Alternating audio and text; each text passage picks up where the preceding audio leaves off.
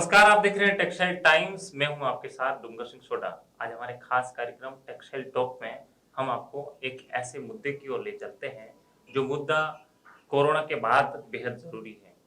बेहद जरूरी इसलिए है कि कोरोना के बाद कपड़ा मार्केट को करोड़ों रुपए का नुकसान झेलना पड़ रहा है। आज हमारे साथ में वीवर एसोसिएशन के प्रमुख श्रीमान अशोक जी धीरावाला है। नमस्कार अशोक जी, हमारे खास कार्यक्रम। नमस्कार। अशोक जी, क्या कहोगे कोरोना के बाद में कपड़ा मार्केट की और आपके ग्रे बाजार की हालात किस प्रकार की?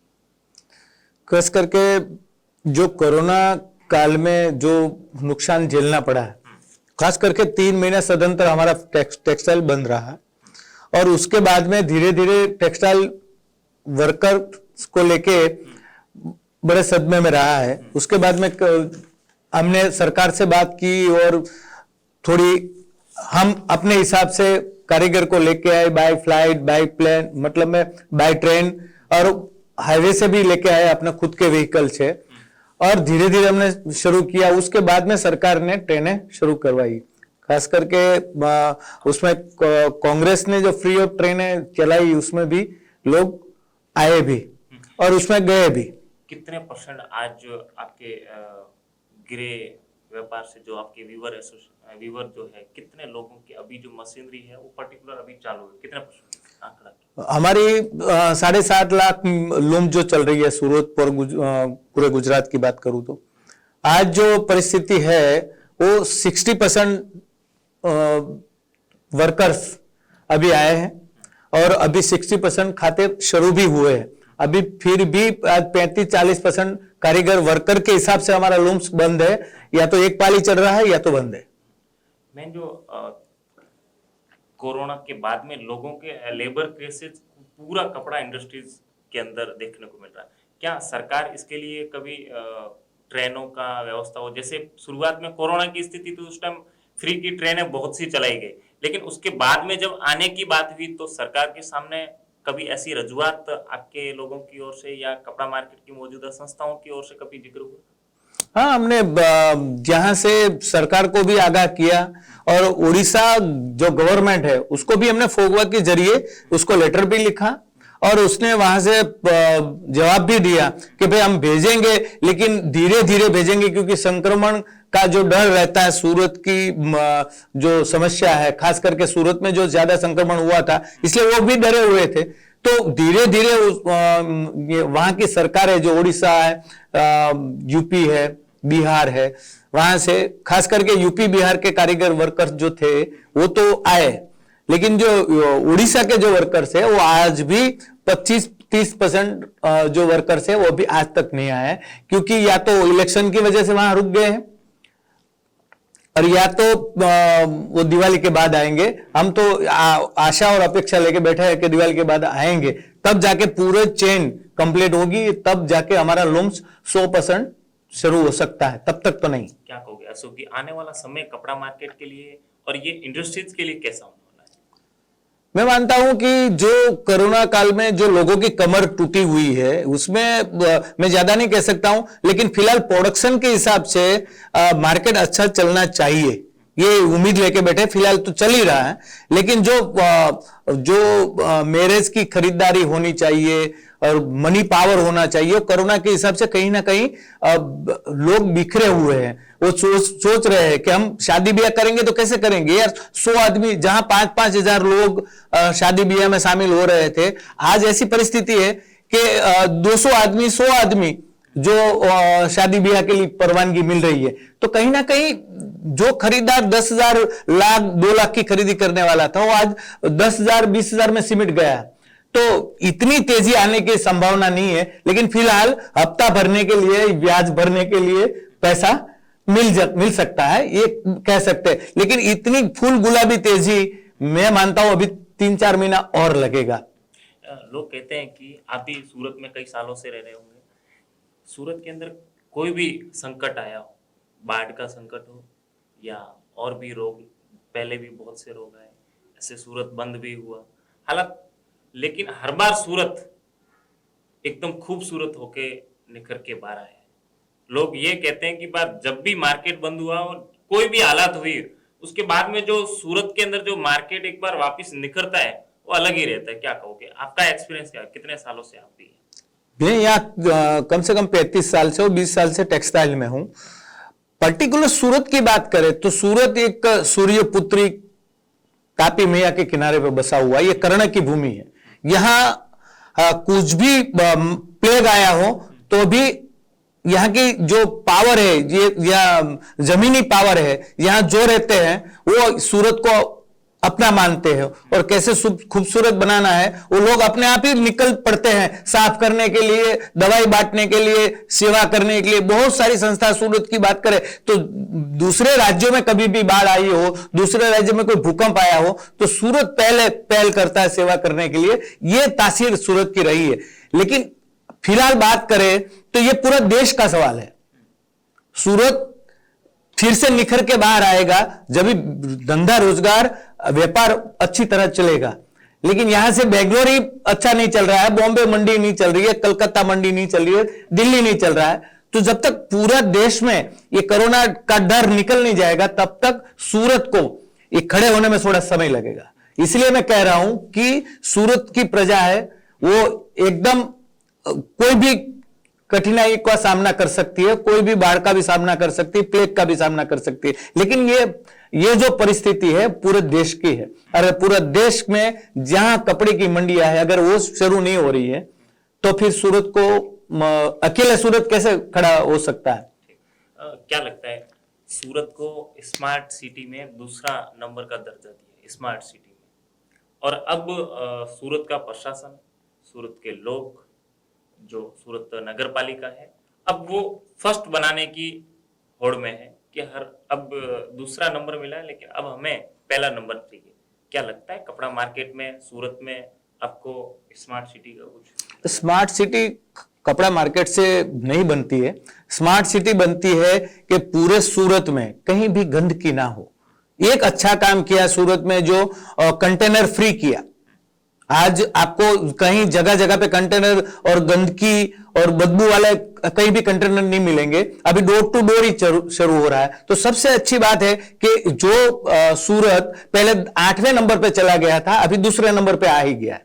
कपड़ा मार्केट के अंदर जैसे सूरत डायमंड मार्केट के नाम से या कपड़ा मार्केट के नाम से जाना जाता है, कपड़ा मार्केट में इसकी रौनक देखने को मिलती है। स्मार्ट सिटी के नाम से जाना जाता है लेकिन कपड़ा मार्केट में रौनक है इस बार?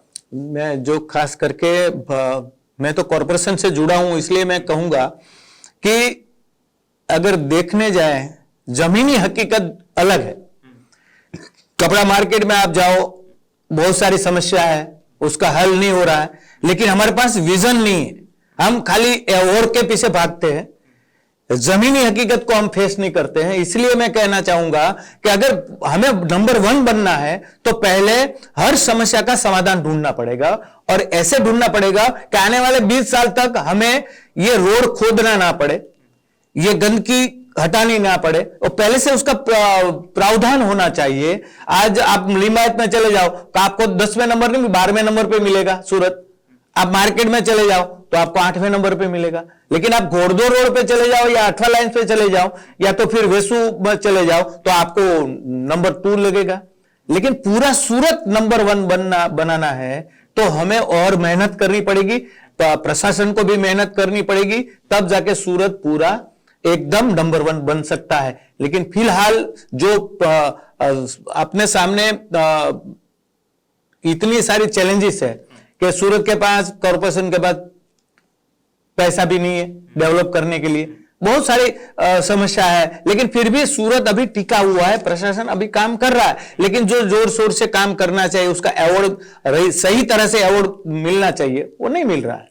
क्या लगता है जैसे आपके व्यूअर के अंदर जो आपका कपड़ा जो बनता है उसकी जो मशीनरी है वो बाहर की मशीनरी अब इंडिया के अंदर यूज होने लग गई है। कपड़ा भी लोग गारमेंट का चलन सबसे ज्यादा अभी मार्केट में चलने लग गया है, तो मशीनरी भी नई नई आती होगी, तो उसको चलाने के लिए वर्कर किस प्रकार मैनेज करते हैं?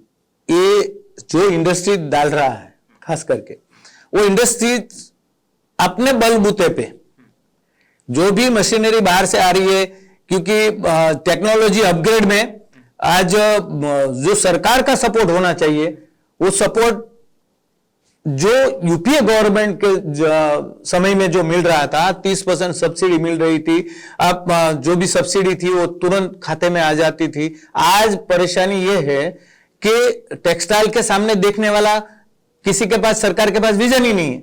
आज हमें इनपुट क्रेडिट रिफंड का हमें 650 करोड़ रुपया निकलता है, तो उसको लैप्स करके सुप्रीम में गई है, बल्कि हाईकोर्ट ने हमको हुक्म कर दिया है कि व्यूअर्स का पैसा इनपुट क्रेडिट का उसको मिलना चाहिए।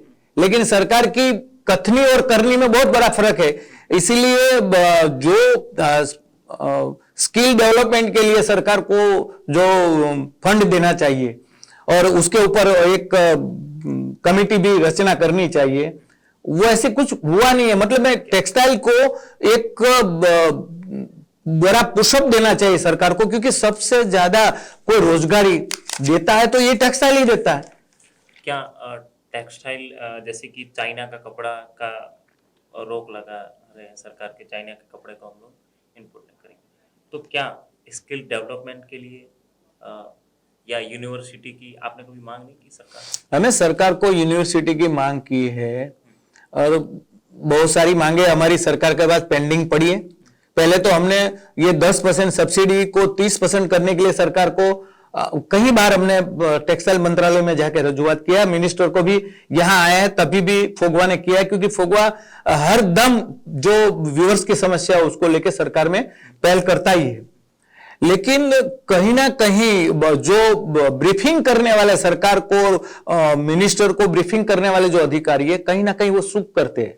उसको ये जमीनी हकीकत पता ही नहीं है कि इतना बड़ा उद्योग है, इतना बड़ी रोजगारी देता है। आज मेकिंग इंडिया की बात करें कि दूसरी कोई बात करे नारी सशक्तिकरण की, तो सबसे ज्यादा नारी सशक्तिकरण का कोई काम कर रहा है तो टेक्सटाइल उद्योग ही कर रहा है। आज सूरत की बात करें, 2 लाख घरों में महिलाएं काम कर रही है, और किसकी वजह से? ये टेक्सटाइल की वजह से। इसीलिए जो समस्याएं हैं हमारी सरकार से, वो बहुत सारी समस्याएं है, वो सरकार के पास हमारी पेंडिंग पड़ी हुई है। खास करके सब्सिडी की है, इनपुट क्रेडिट रिफंड की है, और बिजली की या राज्य सरकार की बात करें तो हमको वायदा किया हुआ है, आज 1 साल 1.5 साल हो गया कि भाई 2 रुपये बिजली हम देंगे, सस्ता देंगे।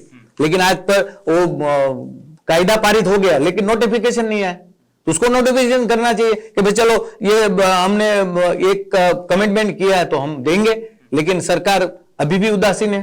राज्य सरकार का मामला नहीं हो रहा है। क्या लगता है कपड़ा मार्केट में फ्रॉड के केस जो है वो कम कैसे हो? सरकार इसके लिए, सरकार में क्या करना चाहिए इसके लिए?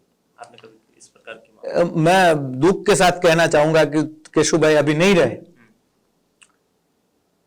ऐसा विजन इस सरकार में, वो भी बीजेपी के लीडर थे, ये भी बीजेपी का सीएम है, लेकिन वो विजन जो केशुभाई पटेल के पास था, वो विजन मुझे नहीं लग रहा है। तब भी हमारी समस्या का हल किया था केशुभाई पटेल ने कि जो इकोनॉमिक अफेंस का स्पेशल एक स्क्वाड का हमने पुलिस स्टेशन दिया हुआ था, लेकिन ये तो इन लोगों ने उसके बाद में उठा के फेंक दिया।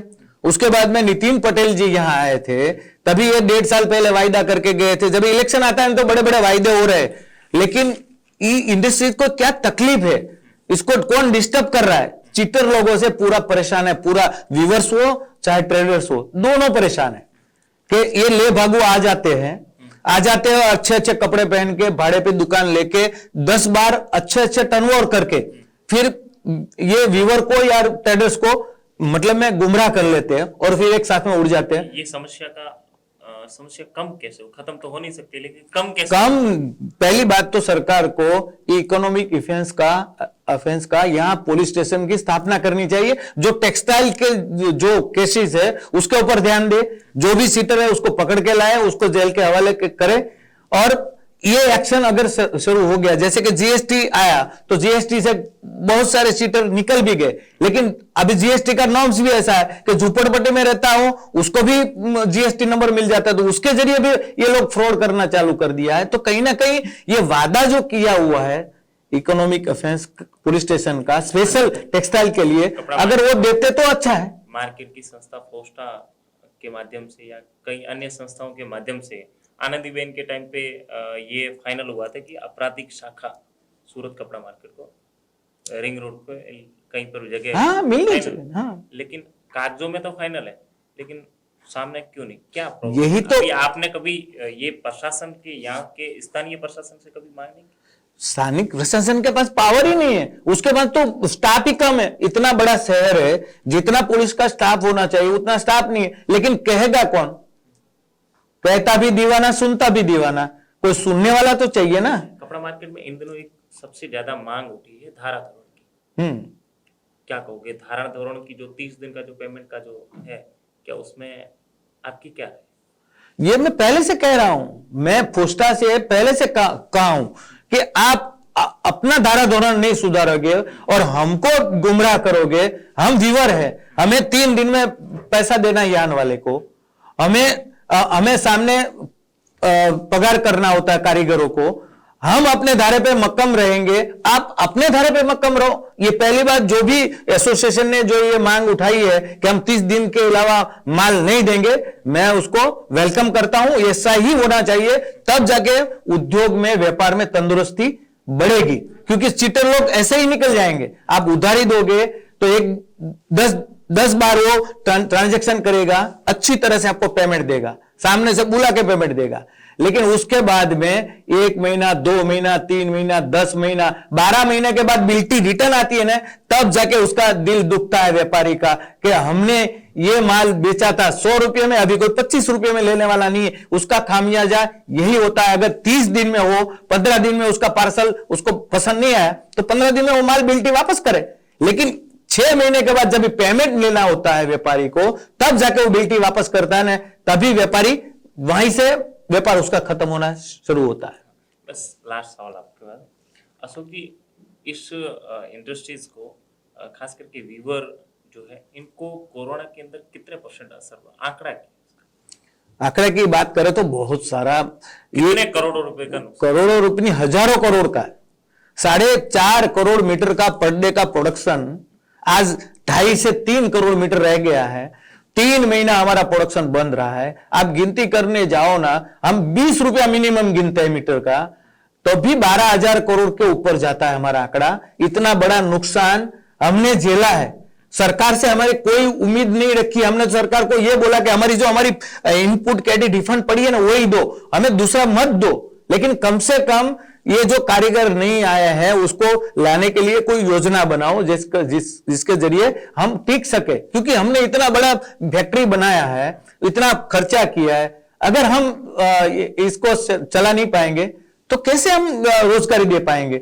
सरकार की पहली बात प्राथमिकता होनी चाहिए कि व्यूअर की जो भी समस्या है उसको पहले हल करना चाहिए। क्या कहोगे, हमारे टीवी चैनल के माध्यम से कपड़ा इंडस्ट्री से जुड़े सभी लोगों को क्या संदेश? मैं सभी ये टेक्सटाइल टाइम्स को पहले तो बधाई देता हूं, क्योंकि दिवाली आ ही रही है, शुभकामना पहले दे देता हूं कि भाई आप हमारा चिंता और हमारी व्यथा वेदना को लेकर आप लॉन्च हुए हैं। आपको प्रार्थना करें कि आप आगे बढ़िए और इस कपड़े की समस्या को जल्द से जल्द निकाल हो, सुलझे और आप ऊपर तक, आप दिल्ली तक जाएंगे। क्योंकि चैनल सब लोग नेता देखते हैं, तब जाके उसको पता चलता है, क्योंकि आवाज आम नागरिक के वहां तक नहीं पहुंचती है। मैं मानता हूं कि आपका टेक्सटाइल टाइम्स की टीम और ये पूरी समस्या को लेके आप सरकार के जरिए ये समस्या का हल होगा। और दरेक दर्शक मित्रों को मैं दिवाली और आने वाले वर्ष की शुभकामनाएं देता हूं। सुख शांति समृद्धि प्रभु आप सबको दे। और हमारा जो विजन है आने वाले दिनों में कि भाई हम अपने धारा धोरण से काम करेंगे, तो मैं यही शुभकामना आप सभी को देता हूं कि अपना धारा धोरण सुधारिए और वट से बिजनेस करिए और आपका बिजनेस और आगे बढ़े, ऐसी शुभकामना। वंदे मातरम, भारत माता की जय। बहुत बहुत धन्यवाद। तो ये थे फोगवा के प्रेसिडेंट श्री अशोक जी धीरावाला, जिन्होंने साफ तौर पे व्यापारियों को ये हिदायत दी कि आप समय पे धारा धोरण जो है उस पर काम करें, और जो आपके साथ में जो फ्रॉड हो रहे हैं उन पर यदि आप समय पर पैसों की उगरानी के ऊपर ध्यान दोगे, आप एक अच्छे व्यापारियों को यदि माल दोगे और अपने जो आपका माल गया है उसके ऊपर चिंता करके यदि रिकवरी के ऊपर ध्यान दोगे, तो आपके साथ में जो फ्रॉड हो रहे हैं वो कम होंगे, आपके जो पैसे हैं वो बचे रहेंगे। तो आज की इस रिपोर्ट में इतना ही। आप देखते रहिए टेक्सटाइल टाइम्स। नमस्कार।